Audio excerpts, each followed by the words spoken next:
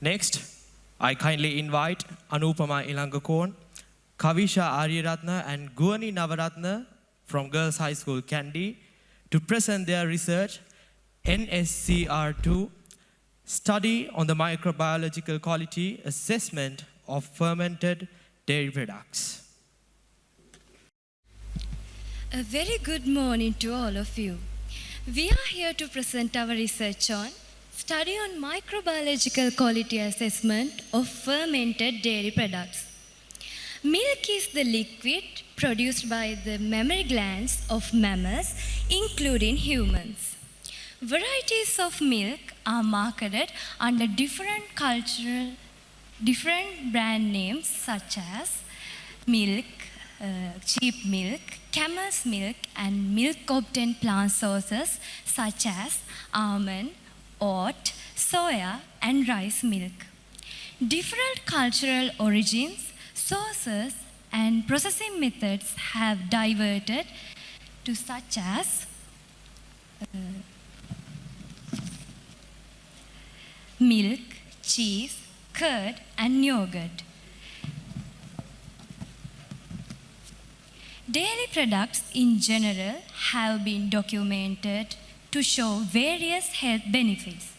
Many of these benefits relate to the fact that dairy products are a good source of several essential nutrients such as protein, calcium, and vitamin D. Among these dairy products, curd products made in rural areas are widely available in the market. Curd meal is a strain of coagulated milk. It generally consists of the milk protein, casein, and milk fat. The question this research aims to answer is why the consumption of some curd brands causes diseases. To find the causes, we investigated the lactobacillus, bifidobacteria, and coliform colony abundance and their colony counts in commercially available 3 curd brands.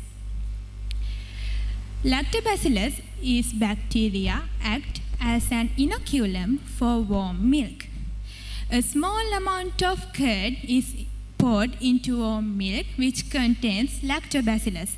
This bacteria multiplies and forms warm milk into curd. Bifidobacteria is a species of probiotics which can be found in fermented dairy food products. Some coliform bacteria are not harmful, but there are some species can make you sick. A person who exposed to these bacteria may have diarrhea, fever, or vomiting. The bacteria percentages of these curd brands might be the reason for the diseases because most of the curd brands in Sri Lankan market made in rural areas. The research was conducted mainly on 2 hypotheses.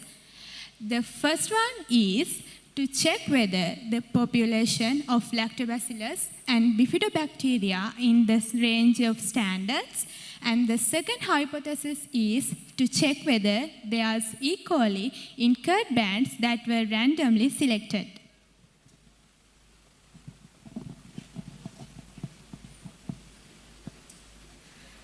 This experiment was conducted at the Nutritional Biochemistry Division of National Institute of Fundamental Studies, Kandy. Here we have divided the methodology into few subtopics for easy description. Pre-preparation methods, preparation of the agar medium, preparation of the dilution series, and the spread plate technique. Pre-preparation methods. The following techniques were used to reduce contamination during the process. All the equipment was sterilized and the process was done using laminar flow.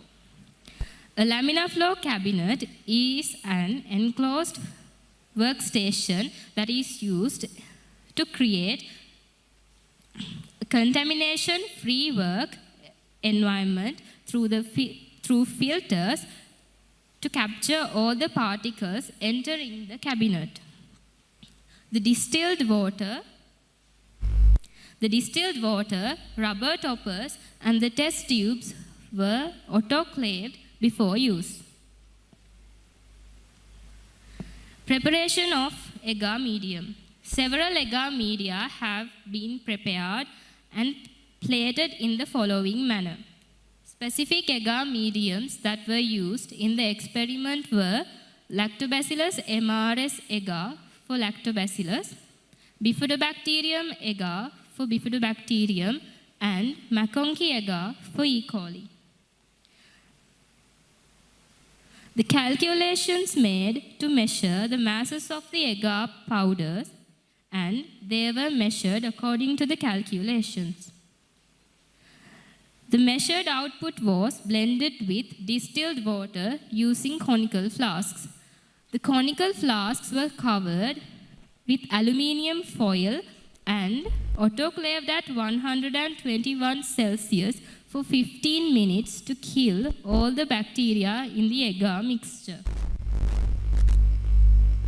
After preparing the agar medium, 3 commercial curd brands were randomly selected.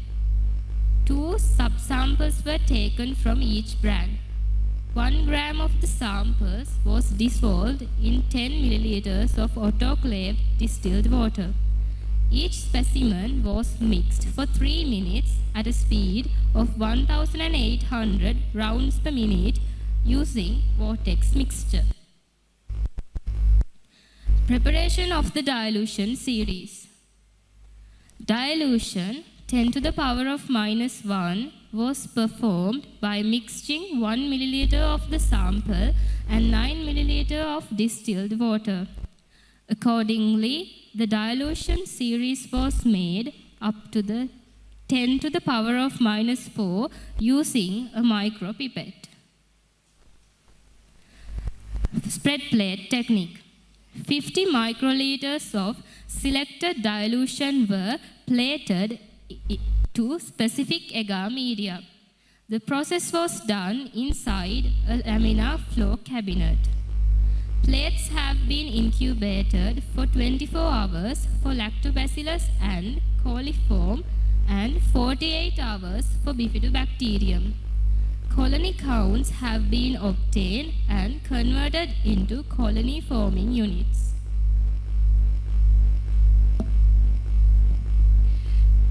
The following equation was used to convert the colony counts into the colony forming units.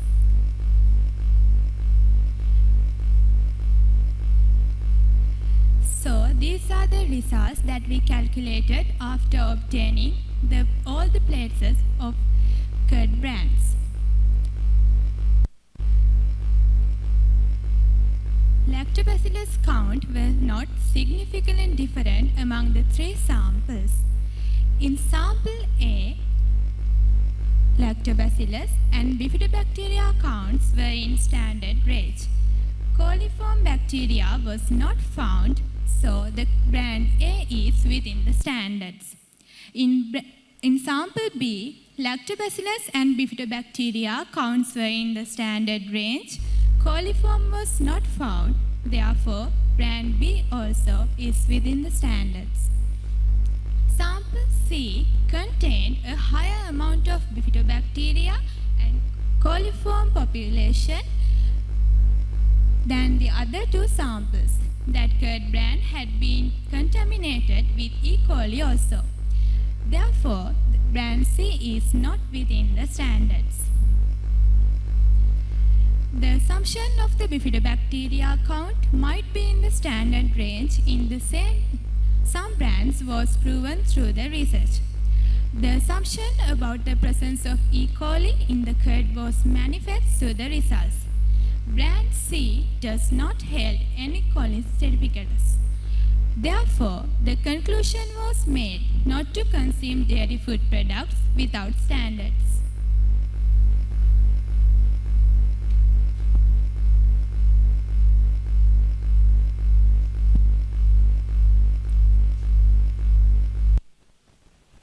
As a result of this research, it was found that substandard curd is available in the market. Accordingly, the following suggestions will be provided.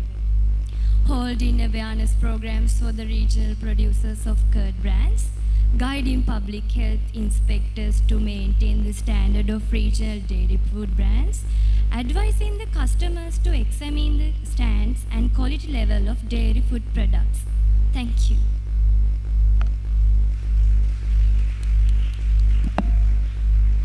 Navaratna and Kavisha Aryaratna for your wonderful facts on this topic.